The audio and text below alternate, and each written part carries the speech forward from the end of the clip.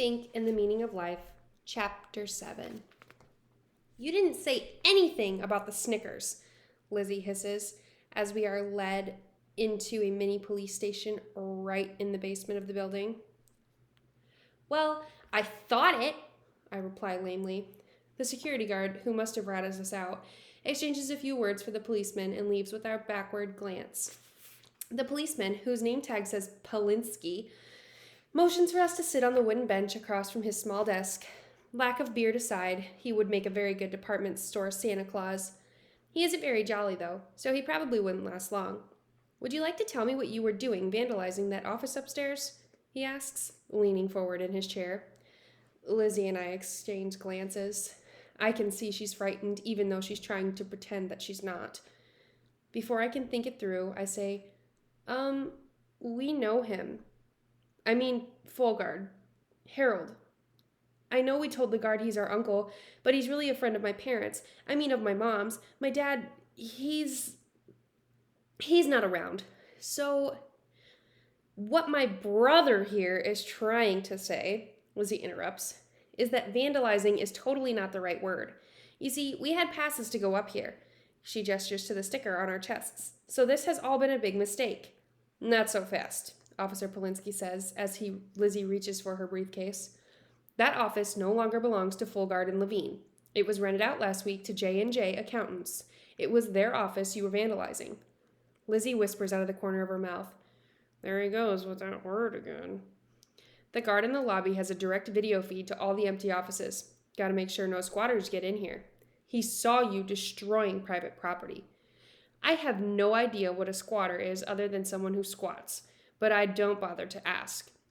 Instead, I say, honestly, we were just looking for a set of keys that Mr. Folgard hid in there a long time ago. We didn't mean to destroy anything. Breaking and entering is a very serious offense, you know, he says. I glare at Lizzie. She shrinks down in her seat a little. Then she says, but the door was unlocked, so it wasn't really breaking, just entering. And really, what's so bad about entering? The way I see it, Officer Polinsky says, clearly not swayed by Lizzie's logic, is that not only do you owe J&J Accounts the money for a new carpet, but you have to pay your debt to society for not respecting other people's property. Neither of us speaks for a moment. I am calculating how many weeks of allowance it's going to cost to buy and install a new carpet. Can't we just write a letter to J&J and to, society, apologizing for the misunderstanding? I ask, hoping he can hear the sincerity in my voice. He ignores my question and says, now Tony, Tia, those aren't your real names, are they? Neither of us answers at first. As Tony Castaway, I had felt shielded from the reality of the situation, but as Jeremy Fink, there is no escape. Officer Polinsky makes us tell him our real names and addresses, and he types them into his computer. He's a very slow typist, so we have plenty of time for Lizzie to pinch my leg. As I flinch, I realize I've been holding my breath, and I quickly let it out. What was that for? I ask for the corner of my mouth. You were turning purple, Lizzie whispers.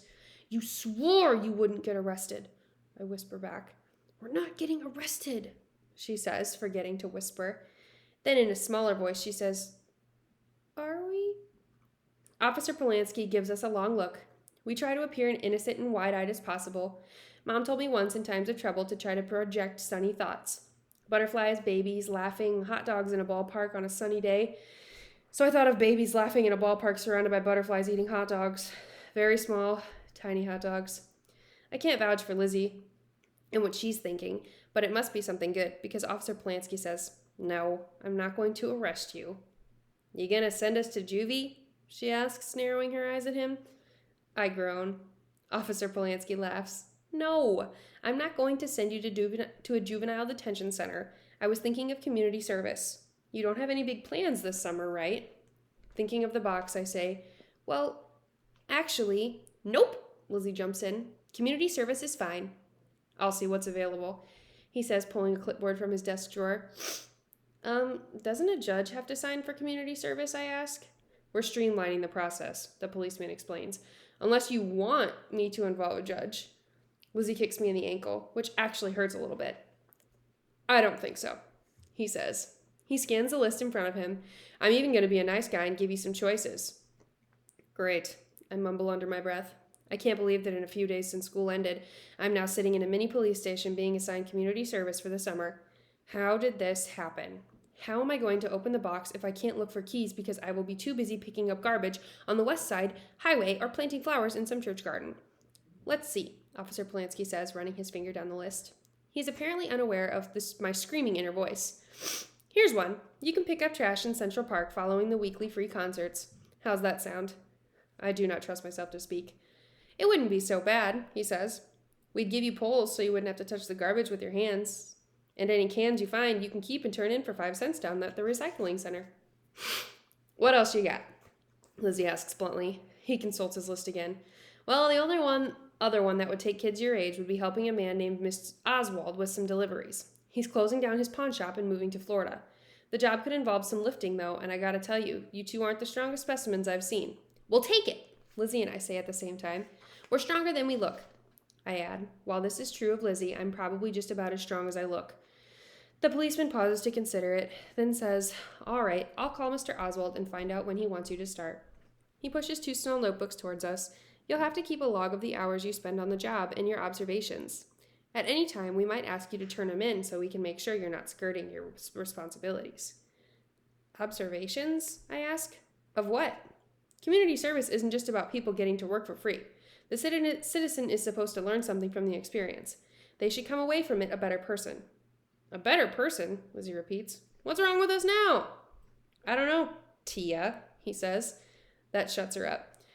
He dials Mr. Oswald's number, and after he introduces himself as Officer Polanski, all we hear is, 1 boy, 1 girl, about 13. Yes, no, yes. Say they're stronger than they look. He checks his computer screen and reads out our address. Then he says, okay, yes, they'll be there. No problem. Good day to you too, sir. You start tomorrow, he says, putting a notation next to the job on the clipboard. How are we supposed to get to him? I ask, because my mom works all day and so does Lizzie's dad. So I don't see how... He holds up a hand to stop me. Mr. Oswald will send his driver to pick you up and take you home. A driver? Lizzie asks. If this guy has a driver, why can't he just hire someone to help pack his stuff? Officer Polanski's face darkens a bit. Would you rather take the first job? Lizzie shakes her head hard. I was just asking. Mr. Oswald has done a lot for the city, he says, so we like to help him out whenever we can.